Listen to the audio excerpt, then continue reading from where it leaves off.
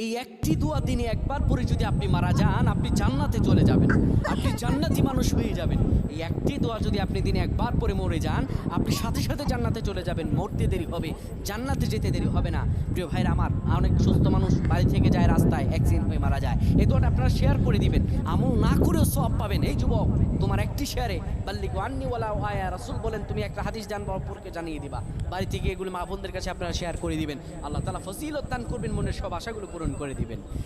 কোনো ব্যক্তি যদি সকালবেলা সাইয়্যিদুল ইস্তেগফার পড়ে আর মাগরিবের পরে সাইয়্যিদুল ইস্তেগফার পড়ে, দিনে আর রাতে যে কোনো সময় ব্যক্তি মারা যায়, আমার আল্লাহ রাব্বুল আলামিন সে মরতে দেরি হবে, জান্নাতে যেতে দেরি হবে না। দোয়াটা হলো আল্লাহুম্মা আনতা রাব্বি লা ইলাহা ইল্লা আনতা খলাকতানি ওয়া আনা আবদুকা ওয়া আনা আলা হাদিক ওয়া ওয়া'দিকা মাসতাতা'তু আউযু বিকা মিন শাররি মা সানা'তু।